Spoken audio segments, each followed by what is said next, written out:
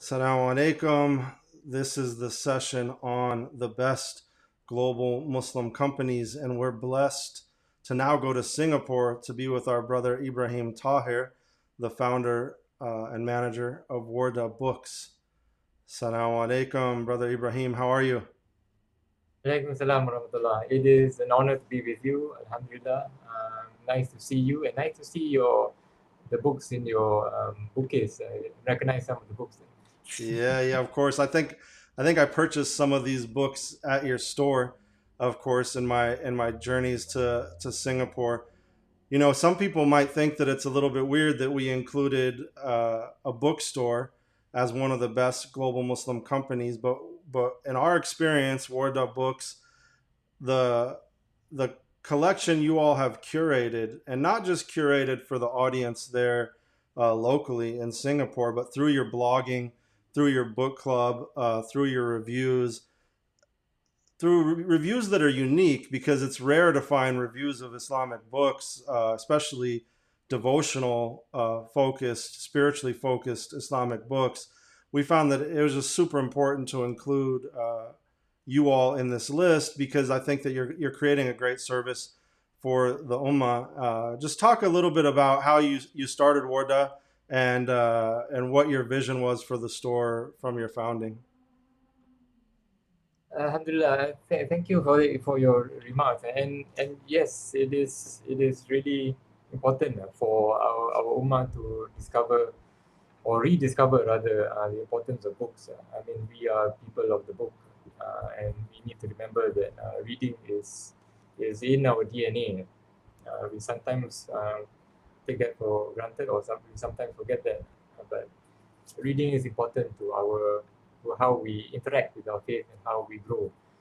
Anyway, you were asking about how Wardah started, and yeah, it started with books. When when I was growing up, I was privileged in a sense that I was always surrounded with books.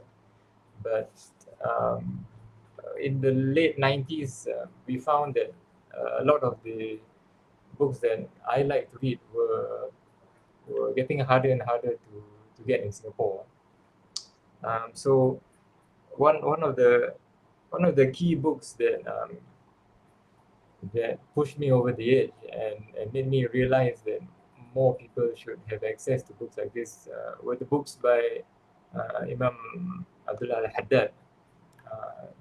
Those ones are translated by Mustafa al-Badawi. Books like Lives of Men, books like the Book of Assistance, and so these books I obtained from the US or the UK through mail order. It was before the internet, and I realized quickly that these books needed to be in Singapore. Uh, Also, people in this region had a great love for Imam al-Haddad, and his books had been translated into Malay in Singapore, and are used throughout the mosques and throughout the madrasas here. So there was a gap. The people who are more comfortable with English, such as myself, found that you just can't get these books in Singapore. So we started, myself and I started a distribution business where we imported books in bulk from publishers such as Fons Vitae and at that time Starlatch. We imported those books in bulk, and we brought in those books, and we secured um, a, like agency rights from Fons Vitae, and we distributed the books to the mainstream bookstores in Singapore, and we also supplied the libraries. This is about 2000, 2001. We supplied libraries, we supplied the mainstream bookstores such as Kinokuniya. I don't know whether you know that. It's a Japanese uh, book chain, and several other book chains within Singapore and Malaysia. So this went on for about a year. But what we realized that the books weren't really taking, they weren't really selling, which sort of surprised us. So uh, my wife and I then quickly realized that perhaps we needed to go more downstream. Um, Maybe the choke point was not supply, but it was um, maybe we needed to go more downstream into more of the retail side of things in order to open a bookstore that specialized in this. Because currently, the books we were supplying, as I said, they were sent to mainstream bookstores, or even we were supplying to Malay language bookstores. So the books did not fit the environment, the retail environment that they were in. So that's why they did not do well. So we realized that we needed a shop. And by complete chance, I was speaking to, in fact, one of the descendants of Imam al-Haddad. I think he was the seventh descendant. And I was speaking to him about the importance of a bookshop. And he just turned around and said, my neighbor is giving up his retail space. Why don't you take that? And I just plunged and I said, yes. So the next week, we had our first bookstore. We had only one shelf, one coffee table, and one couch. And that was it. And only books by Imam al-Haddad at that point. So that's where we started on 15th February 2001. It's coming up to 20 years. And we have more than one shelf now. And yeah, alhamdulillah. MashaAllah. Are you have anything planned for the 20th anniversary? No, the busyness of COVID and all these things have really shifted my focus, and I'm not really looking at the 20th anniversary um, really so much. What we have to do is just to keep on doing what we've been doing. But this year has been really busy for us in a good way. As we were mentioning before, this year we started our book club in 2019, and I've always wanted to start a book club from day one. So is to me that's the celebration. The celebration of being able to bring all my customers together on a platform, discuss one book per month. Uh, it's been extremely gratifying and joyous for me to have that. So that is my celebration. MashaAllah. And then talk a little bit about what's amazing as well is that you all now are part of this long lineage of booksellers in the neighborhood that you're in next to Masjid Sultan in central Singapore, called Kampung Glam, right? Talk a little bit about that history of booksellers. You have a really beautiful article on your website, and I'll go to that as you talk about that. Yeah, yeah, it's really important for us to realize, and especially as Malay Muslims in Singapore, to understand the fact that literacy has always been at the heart of our community. And this is going back to, it's going back to the 1850s. On this little, I mean, you've been here. This is a very short street. Basra Street is really short street. And on this street, we had 4 to 5 bookshops in the 1850s and 1860s. So, and not just this street, because you got to think about it as an ecosystem. There were bookshops, there were print shops, there were the literati, there were ulama, there were madrasas, and there was this whole network of distribution and printing and just moving out books throughout the Malay world. And Singapore at that time was very important to the distribution of books to the Malay world. So it is important that we always remind ourselves of the importance of this in our history, and that was one of the reasons why we feel it's important for us to remain in Kampong Glam and to remain on Basra Street, because since the 1850s, there's always been a bookshop in Basra Street, and we hope to remain where we are now.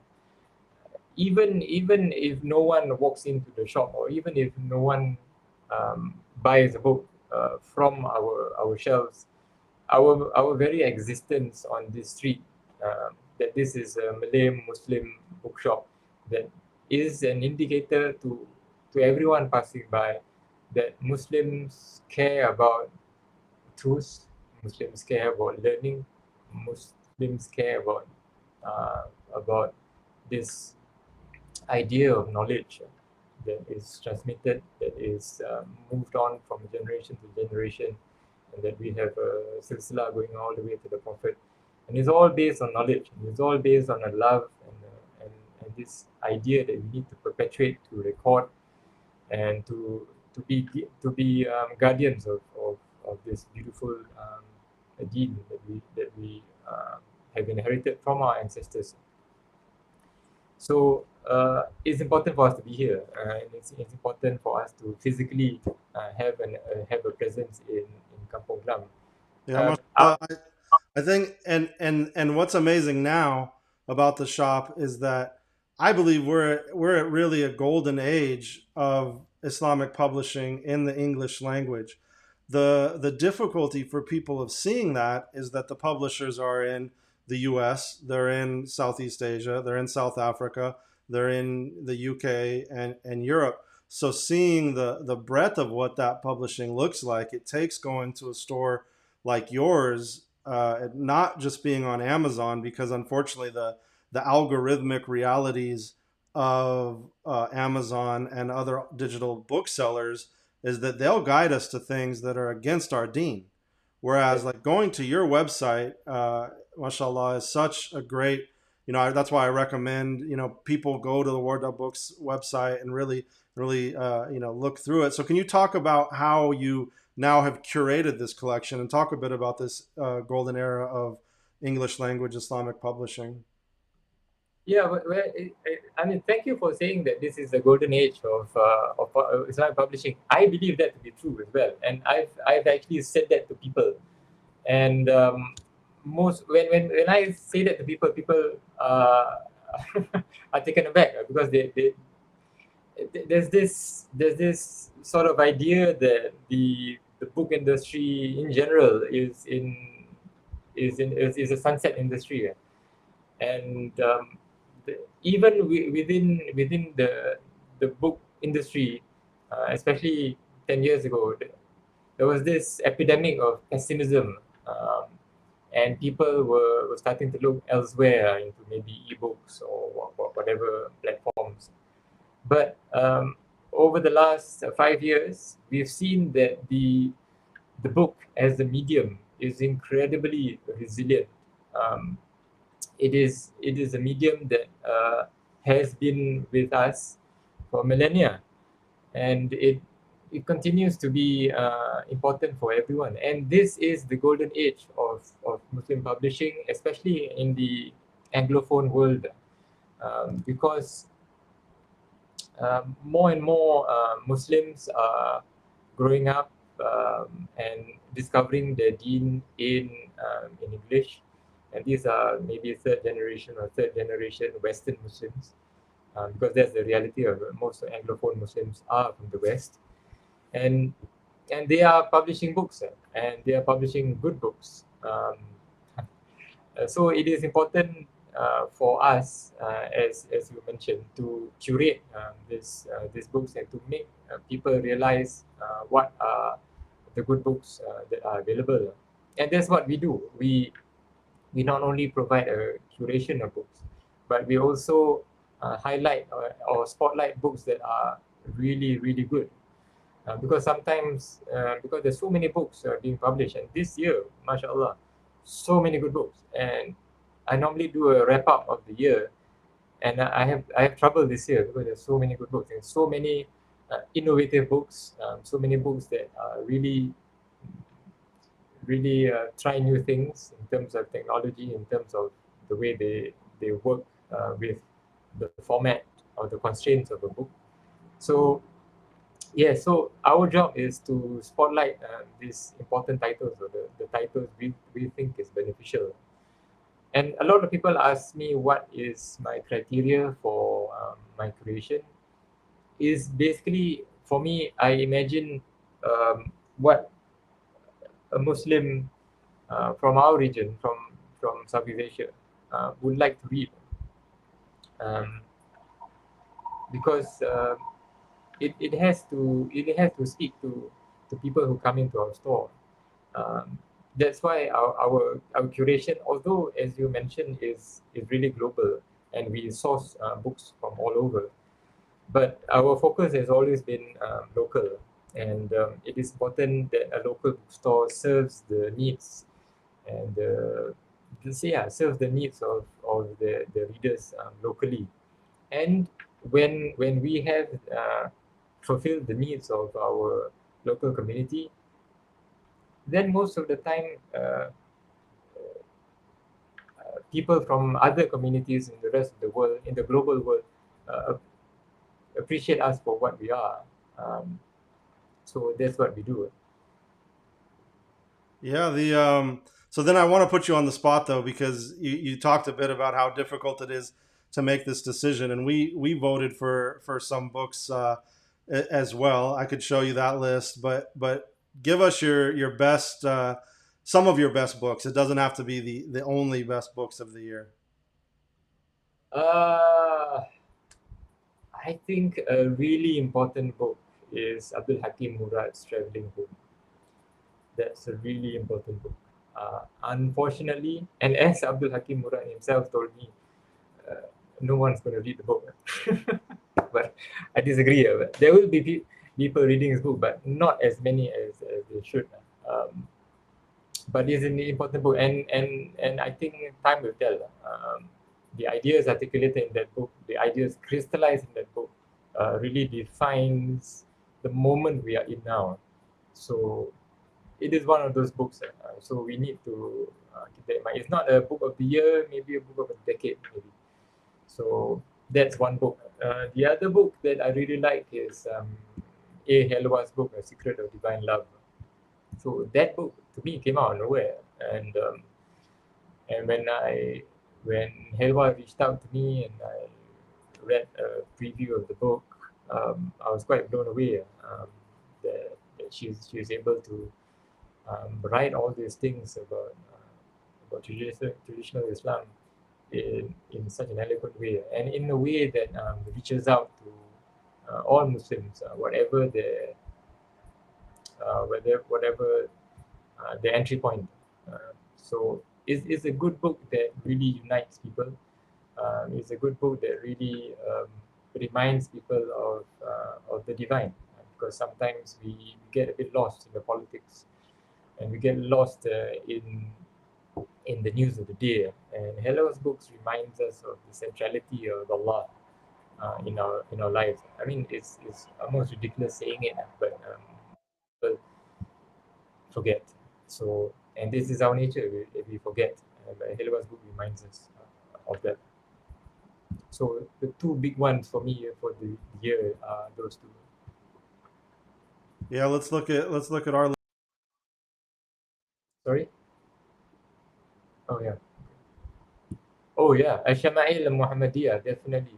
Shama'il Muhammadiyah, just the design, just the innovation of what they have done with the typesetting of that book. I mean, it, before we even talk about the content of the book, the design and the way they did the book, marrying traditional and modern.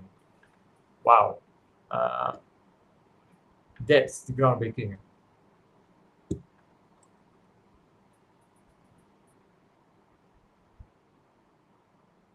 Are you there? Sorry, I think that maybe if I'm off that camera, you might not hear me. Can you hear me? Yeah, I can hear you now. Yeah. Yeah, I was just saying the yeah, that's those are good examples. I think some of the others are the Eric Winkle's book is really Oh yeah. incredible. The The what he's by Press is amazing. It's a beautiful book. Um, and Eric Winkle, Shuaib has done tremendous work over the many years, and it's great to see that he has the opportunity to publish this book, and it's beautiful. yeah, and Love then it. tons of great kids books. I love Ibtihaj Muhammad's book, The Proudest Blue. I loved Have you seen Ruqayyat Yaqub's book, Ahmed Ubamba, Sage of Senegal? It's actually a coloring book for Yeah, children. That's a I've beautiful heard. book. I haven't gotten my hands on it yet. Yeah, But tell her to send you some. My kids love Planet Omar, so there's so many good books this year. Planet Oma is a complete riot. I mean, adults and children love it, and yeah, Planet Oma is going to be one of on my list as well. Because we seldom include children's books, but Planet Oma is definitely there. Now, She's and one of the done. stories for the parents that don't know is about the children trying to save a masjid, right? Trying to their local mosque is going out of business, and the kids are trying to do a fundraiser for it, and so, and that's obviously that's a theme that makes sense for 2020. Unfortunately, is some places in the U.S. some of the masajid have studied, and then also the Shamel book for the youth study book.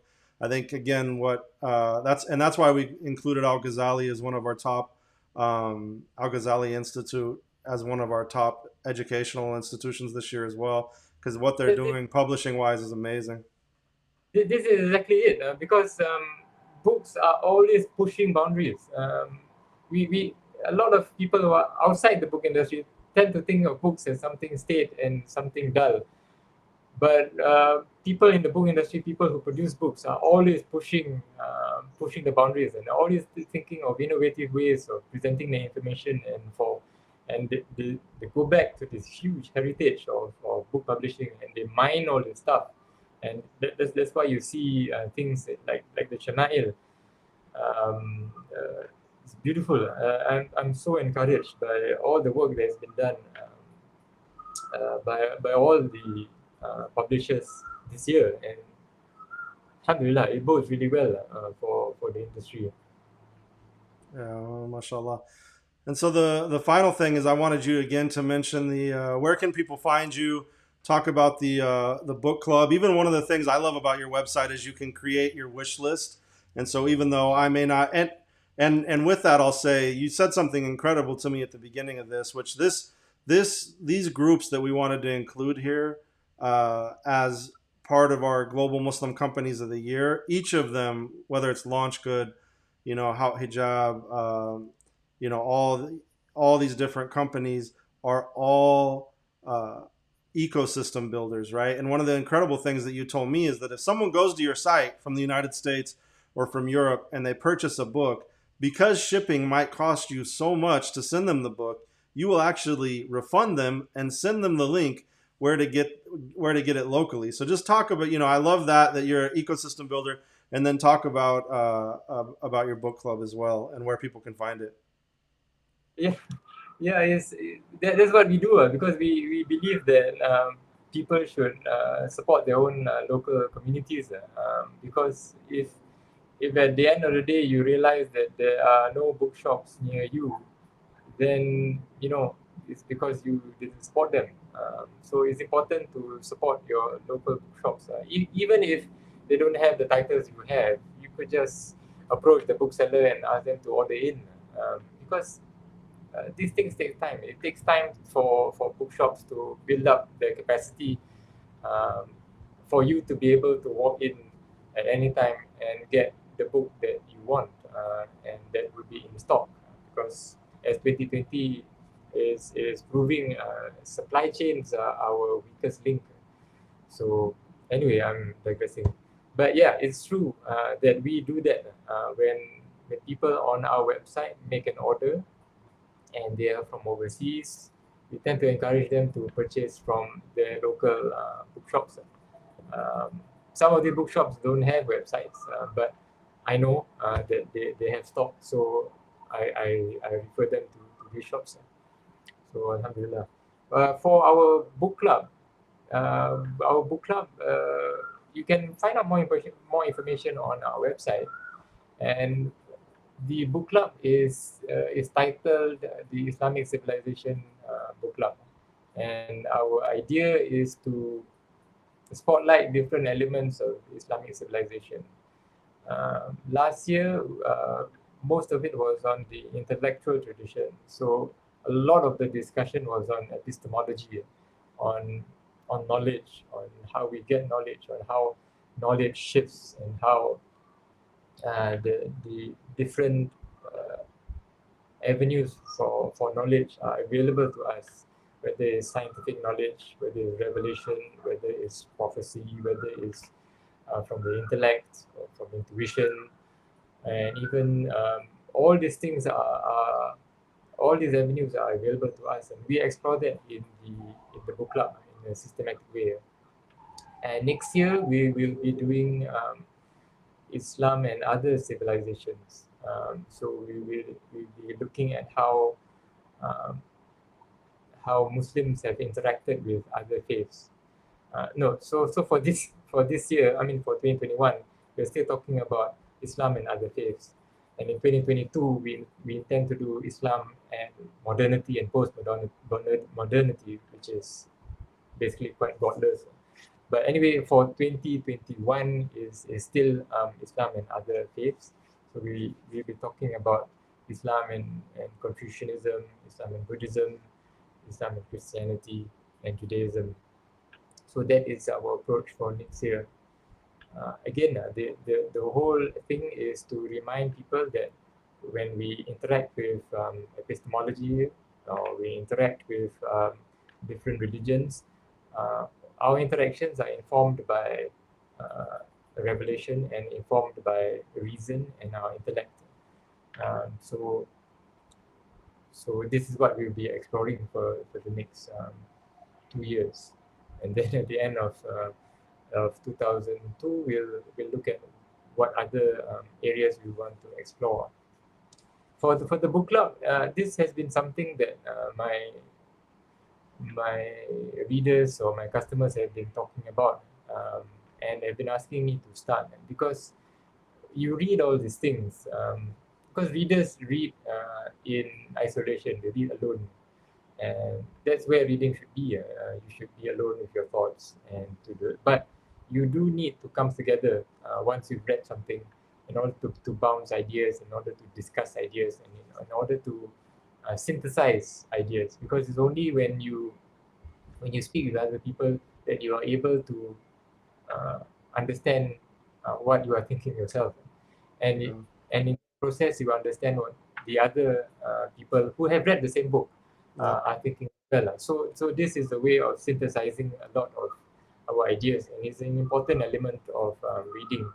So I've come to understand that the two elements of reading are quite important. This solitary reading that you have to do on your own time, and then there is this element of reading where you interact with other people.